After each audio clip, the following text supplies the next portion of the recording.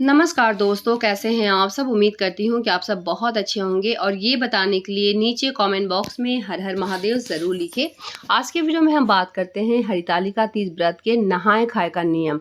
नहाए खाए जो है 5 सितंबर दिन गुरुवार है, तो गुरुवार के दिन आपको क्या करना चाहिए, कैसे नहाना चाहिए, नाखून कब काटना चाहिए और कुछ बातों को ध्यान देना बहुत ज़्यादा ज़रूरी है। महावर कब लगाए, नहाने के पहले या नहाने के बाद, नाखून कब काटे, नहाने से पहले या फिर नहाने के बाद। कुछ ऐसी बातें हैं जो कि आपको जानना बहुत ज़्यादा ज़रूरी है। बहुत सारे लोग जानते भी हैं, बहुत सारे लोग नहीं भी जानते हैं, तो वीडियो को देख लें।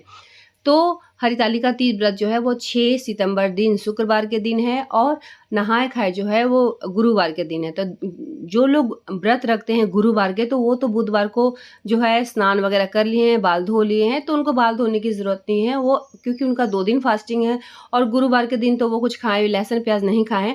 तो ध्यान रखें, तो उस दिन आपको जो है बाल नहीं धोना है, पानी का छिड़काव कर ले। आपका जो है किसी भी तरह का दोष नहीं होगा कि नहाए खाए का नियम आप कर चुकी हैं, क्योंकि नहाए खाए इसलिए किया जाता है कि शुद्धता को ध्यान में रखते हुए, जो कि हम लहसुन प्याज अगले दिन हम लोग इतना दिन से खाते हुए आते हैं, तो बाल वाल धो लेते हैं, नाखून वगैरह काट लेते हैं, ठीक है। लेकिन अगर आप व्रत रखी हैं तो आपको पानी का छिड़काव थोड़ा सा कर ले, लेकिन आपको बाल धोने की आवश्यकता नहीं, क्योंकि आपने फास्टिंग ऑलरेडी किया हुआ है, ठीक है। अब बात करते हैं कि नहाए खाए का नियम। तो नहाए खाए का यही नियम है कि सुबह सवेरे आप उठती हैं तो सबसे पहले जो भी अपने घर का कार्य वगैरह कर ले, और जब नहाने जाती है तो नहाने से पहले आपको नाखून जरूर काटना है। नहाने से पहले नाखून काटना है, ध्यान रखें। नहाने के बाद आपको नाखून नहीं काटना है, ठीक है। क्योंकि जब नहाने के पहले हम लोग नाखून काटते हैं तो जो भी लहसुन प्याज जो भी अशुद्धि होता है वो खत्म हो जाता है, उसके बाद ही हम लोग स्नान करते हैं। दूसरा है कि बाल धो लें। बाल उस दिन आप ज़रूर धोएँ। अगर आप जैसे कि गुरुवार का व्रत नहीं किए हैं तो बाल अवश्य धोएँ। बाल धोना, क्योंकि उतना दिन से आप लहसुन प्याज खाते हैं, बुधवार के दिन भी आपने लहसुन प्याज खाया है, तो इसीलिए आपको बाल धोकर ही बाल धोना है। बाल धोने से किसी भी तरह का दोष नहीं पहुँचेगा। उसके बाद अगले दिन आपको फास्टिंग रखना है, ठीक है।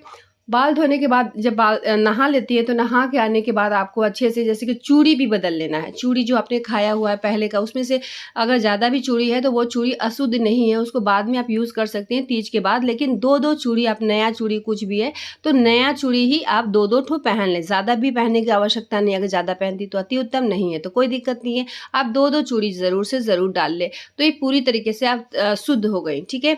उसके बाद जो है आप पूजा पाठ घर में कर ले, विष्णु भगवान का पूजा पाठ करें, घर में करें, सूर्यदेव को जल चढ़ाएं।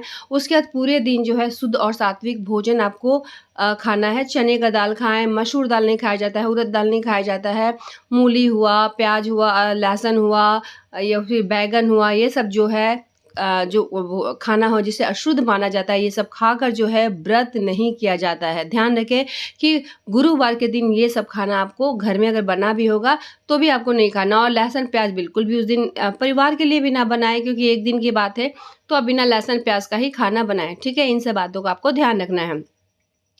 साथ ही आपको दाल का थोड़ा-सा आपको ध्यान रखना है कि मिक्स दाल में भी मसूर दाल होता है, तो आप चने दाल बना लें, अरहर दाल बना लें, कुछ भी बना लें, मूँग बना लें, लेकिन मसूर दाल और उड़द दाल जो है वो नहीं खाया जाता है।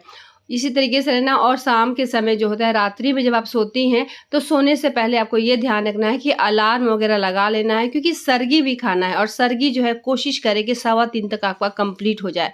खाने वाला जो काम है वो 3:15 तक कंप्लीट हो जाए। उसके बाद आपको ब्रश करके ही सोना है। ब्रश जो है आप रेगुलर जो ब्रश यूज़ करती है उस ब्रश को भी यूज़ कर ले, ब्रश से कर सकती हैं, क्योंकि तीज वाले दिन जो है आपको ब्रश पेस्ट इस्तेमाल नहीं करना है। उस दिन आपको दातुन इस्तेमाल करना है। दातुन चाहे किसी भी चीज़ का हो, पहले से मंगा कर रख ले, आम का हो, अमरूद का हो, कोई भी लकड़ी है उसका भी, जैसे कि कोशिश करें कि आम अमरूद का मिल जाए या कि बबूल का, कुछ का भी आपको दातुन मिल जाता है तो आप उसी से ब्रश करें, लेकिन पेस्ट का इस्तेमाल आपको नहीं करना है, क्योंकि पेस्ट में कहीं ना कहीं नमक होता ही है, ठीक है।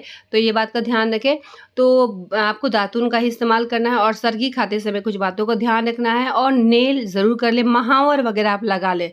ये ध्यान रखें कि नहा कर जब आती हैं तो महावर लगा ले और अपने चूड़ी को आपको चेंज करने ला, वही चूड़ी जो खाए पिए हैं वही पहन के, क्योंकि कुछ पूजा पाठ ऐसा होता है कि शुद्धता को ध्यान ज़रूर रखा जाता है। और ये व्रत जो होता है हम अपने पति के लिए करते हैं, अखंड सौभाग्य के लिए करते हैं, तो अच्छे से इस व्रत को करें। नहाए खाए से ही नियम चढ़ जाता है, तो नहाए खाए और व्रत, ये 2 दिन का नियम है, अच्छे से करें। व्रत जो है निर्जला और निराहार किया जाता है। और प्रेगनेंसी के दौरान अगर आप प्रेग्नेंट है, दवा खाती हैं, शरीर में किसी भी तरह का कष्ट है, तो ऐसे में कोशिश करें कि शाम को प्रदोष काल में पूजा होने के बाद आप पानी वगैरह ग्रहण कर सकती हैं, ठीक है।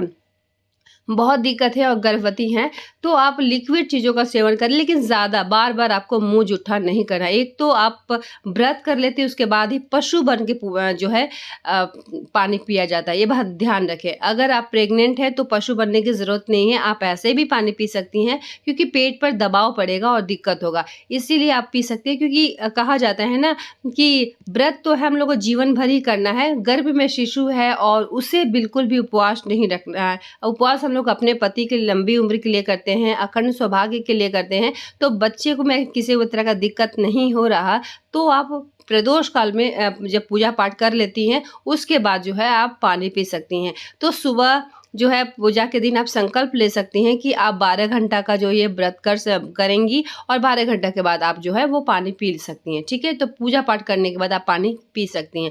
नहाए खाए का जो नियम मैं बताई उस नियम को अच्छे से आपको ध्यान करना है, जानना है, क्योंकि बहुत सारे लोग जो है वो नाखून वगैरह नहीं काटते हैं, चूड़ी चेंज नहीं करते हैं, इसीलिए हर चीज़ को मैं बता दी।